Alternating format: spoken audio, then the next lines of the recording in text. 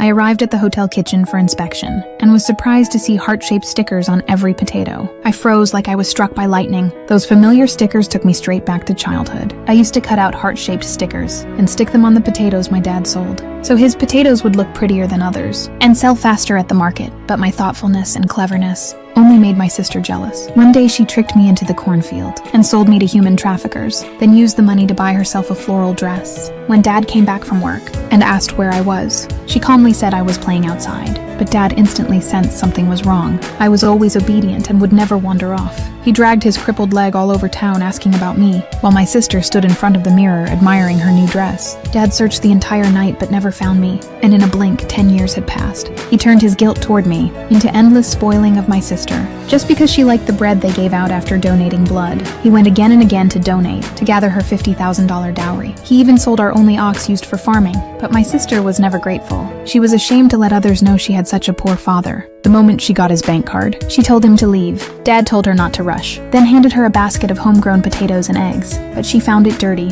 and pushed him to take it back. While they argued, her foreign boyfriend appeared. She immediately dropped the basket and ran to him, and Dad knelt down with a heavy heart, picking up the scattered potatoes and eggs, thinking once again of his sweet younger daughter. After being sold, I was eventually adopted by a wealthy family. They treated me like their own, but I never stopped searching for my real father. And through my own efforts, I became a billionaire CEO. The day I came to inspect the hotel, I was drawn to the stickers on the basket of potatoes.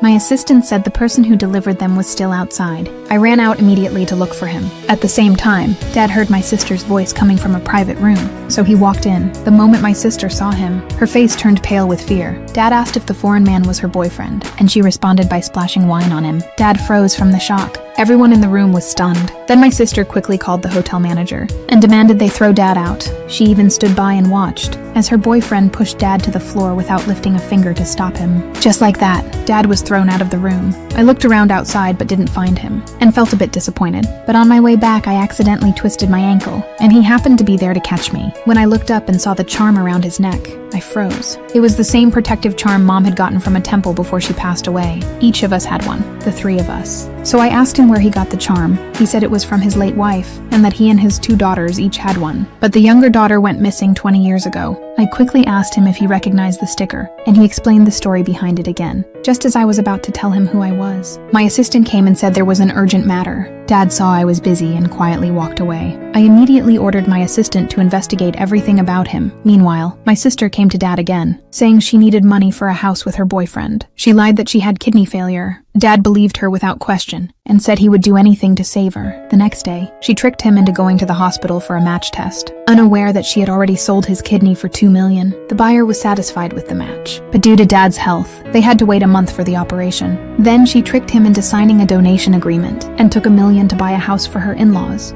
On my side, I had already confirmed he was the father I'd been searching for. So I decided to attend my sister's wedding to give her a big surprise. On the wedding day, Dad found out by accident that it was her big day. He thought he had remembered the date wrong, so he borrowed a suit and proudly went to attend. At that moment, my sister was thanking her in-laws. The same girl who had never once knelt before our father, knelt before them in front of everyone. With tears in her eyes, she even thanked her father on the microphone and invited him up to the stage. Dad was filled with emotion and was getting ready to go up.